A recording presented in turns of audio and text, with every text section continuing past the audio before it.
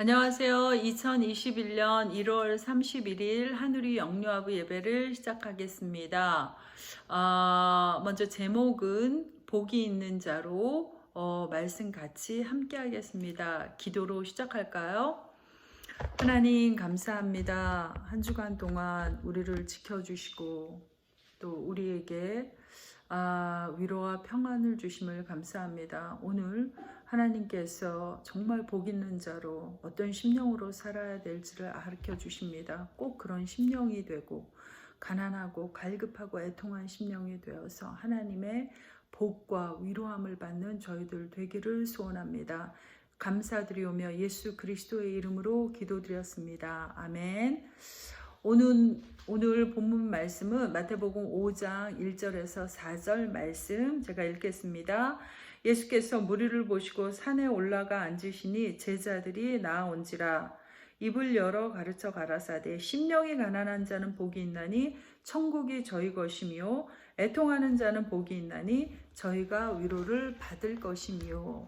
아멘. 다들 한 주간 동안 평안하셨나요? 네.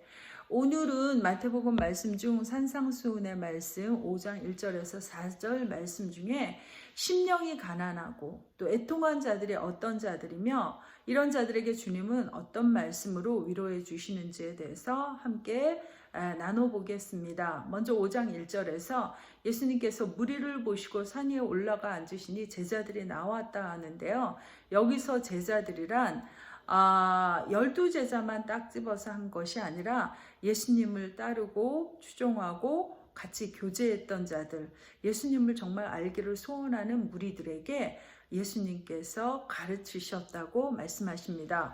예수님은 마태복음 4장 3절에서 나와 있는 것처럼 주로 세 가지로 사역을 하셨는데요. 첫 번째는 가르치시는 사역, 두 번째는 천국 복음을 전파하시는 사역, 셋째는 병 고치는 사역이셨습니다.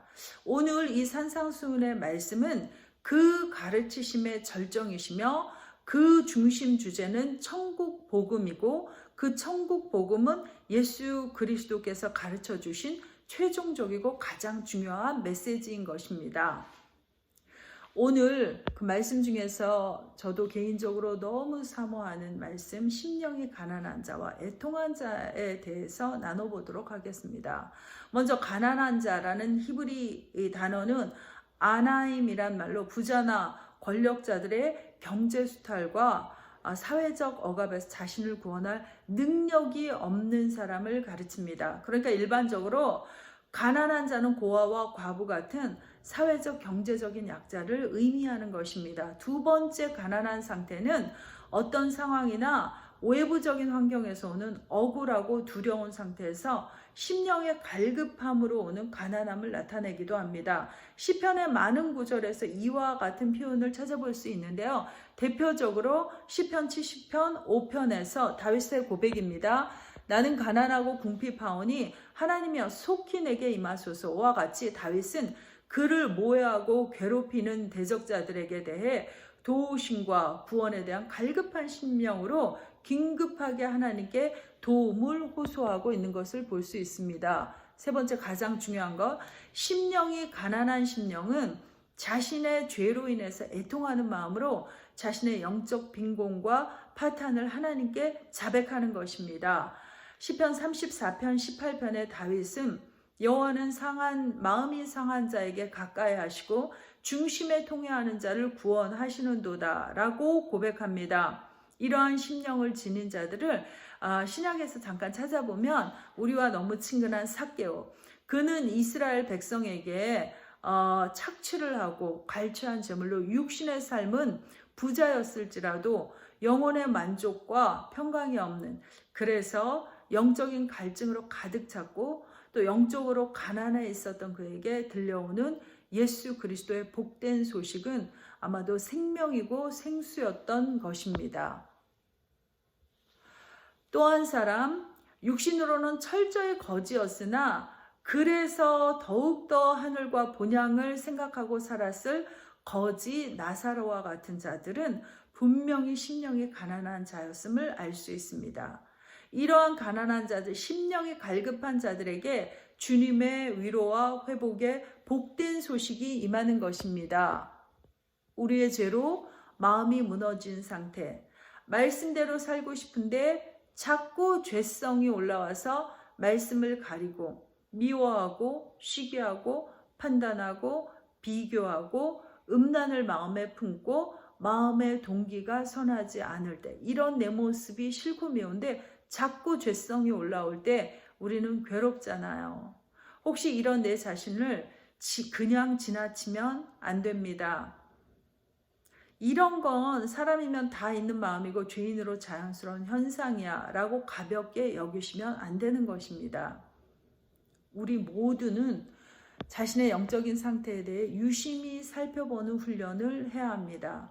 이것이 안 되면 이 은혜 달라고 심령이 가난한 자의 복을 받고 싶으니 성령님 도와주셔서 나의 영적인 상태를 알게 해주시고 회개하고 애통하는 심령이 되게 해달라고 간절히 기도해야 합니다. 이러한 훈련이 없이 교회 다니면 그는 영적으로 감각 없는 자들이고 그는 잠자는 자들이고 자칫하면 이런 자들은 종교인이 되고 싶고 가라지가 되기 쉽고 생명이 없는 교인이 되기 쉽기 때문에 하나님의 책망을 피하기가 어려울 것입니다. 두 번째, 마태복음 5장 4절에 애통하는 자는 복이 있나니 천국이 저희 것이며 라고 되어 있습니다. 여기서 애통하는 자는 헬라어 펜도스라는 말로 슬픔 또는 비관이라는 뜻으로 슬프다라는 여러 개의 헬라어 중에서 가장 그 뜻이 강력한 단어로 죽은 사람에 대한 슬픔 또는 비통한 뜻으로 사용되는 것으로 야곱이 사랑하는 아들 요셉을 잃고 심하게 슬퍼했을 때 쓰인 단어입니다. 두 번째 애통은 자신의 죄에 대해 깊이 슬퍼하고 하나님과 인간을 갈라놓는 불의에 대한 애통입니다. 세 번째 애통은 하나님의 나라와 교회를 대적하는 세상에 대한 애통입니다. 요즘에 얘기를 꺼내기도 쉽지 않은 동성애와 페미니즘, 개인의 권리, 인권을 지극히 강조하는 자유주의 학문, 경제, 신학, 차별금지법 등과 같은 것이 그리스도 예수를 대적하고 가정을 파괴하며 아이들의 가치관과 영혼을 괄취하는 것에 대한 애통함이 신자된 우리에게와 또 부모된 우리에게 마땅히 있어야 된다고 생각합니다. 마치 주님이 누가복음 19장 41절에 예루살렘을 내려다보시며 국가와 민족의 앞날을 위하여 우셨다는 것처럼 우리도 이와 같은 애통함이 있어야 하겠지요. 그래서 야고보서에서는 4장 8절 9절에서 세상과 죄에 대해 이렇게 말씀합니다. 표준 세번역 성경, 하나님께 나아가십시오. 그리하면 하나님께서 가까이 오실 것입니다. 죄인들이여 손을 깨끗이 하십시오. 두 마음을 품은 사람들이여 마음을 순결하게 하십시오. 여러분 괴로워하십시오. 슬퍼하십시오. 우십시오. 여러분의 웃음을 슬픔으로 바꾸십시오. 기쁨을 근심으로 바꾸십시오. 주님 앞에서 자신을 낮추십시오. 그리하면 주님께서 여러분을 높여주실 것입니다. 이렇게 야고보 사도는 우리에게 세상과 죄와 마귀에 대해 애통하는 심령이 되어야 한다고 말씀합니다. 결론입니다. 그럼 우리 어떻게 해죠? 이거 저거 귀찮으니까 이런 거 신경 쓰지 말고 대충 살아야 할까요? 아니죠. 절대로 그러면 안 되죠. 애통이 없는 것에 대해 주님께 기도하며 심령이 가난하게 해달라고, 내 영혼이 주님 만나게 해달라고 기도해야 하겠죠. 성령님께서 이런 자를 반드시 도와주실 것입니다. 다윗의 시편에 나와 있듯이 주는 제사를 즐겨하지 아니하시니 그렇지 않으면 내가 드렸을 것이라. 주는 번제도 기뻐하지 아니하십니다. 하나님이 구하시는 제사는 상한 마음이라, 상한 심령이라. 이렇듯 다윗은 하나님께서 무엇을 받으시는지를 알고 죄로 인해 상한 심령을 주님께 드린 것처럼 우리에게도 우리의 죄성에서 나오는 죄악과 세상에 대한 비통과 애통함이 절실하게 있어야 되겠습니다. 이렇게 마음이 간절하고 많이 고민하고 괴로운 자들에게 하나님의 위로의 말씀이 임하는 것입니다. 또한 이런 자들에게 주님은 아름다운 소식이 되어주신다고 말씀하십니다. 이사야서에서 61장 2절 3절에서 주 여호와께서 내게 예수 그리스도에게 기름을 부으사 가난한 자에게 아름다운 소식을 전하게 하시고 나 예수를 보내사 마음이 상한 자를 고치신다고 하셨습니다. 이와 같이 마음이 가난한 자와 상한 자를 고쳐주시겠다고 말씀하십니다. 또한 스바냐서 3장 2절에서 내가 공고하고 가난한 백성을 너희 중에 남겨두리니 그들이 여호와의 이름을 의탁하여 보호를 받을지로다. 아멘. 하나님께서 심령이 곤고하고 가난한 백성을 남겨두신다고 하십니다. 그리고 그들을 여호와의 이름으로 보호해 주신다고 하십니다.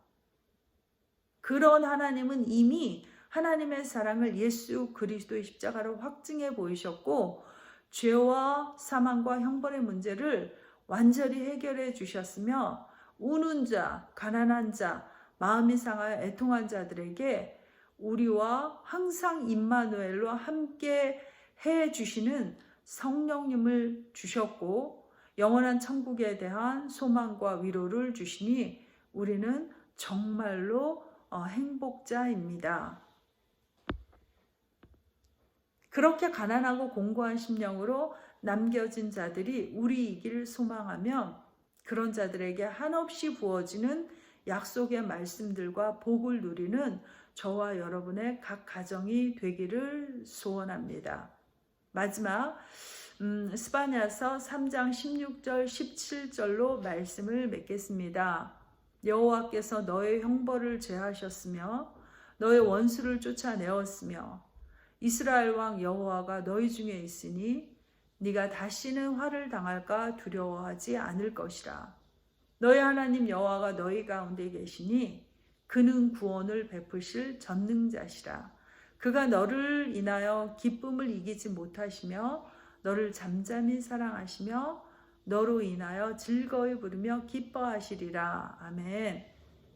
우리의 모든 문제를 예수 그리스도로 완벽하게 해결해 주셨고 우리를 잠잠히 사랑해 주시고 우리 때문에 기쁨을 이기지 못하시는 하나님을 생각하니 마음이 뭉클합니다.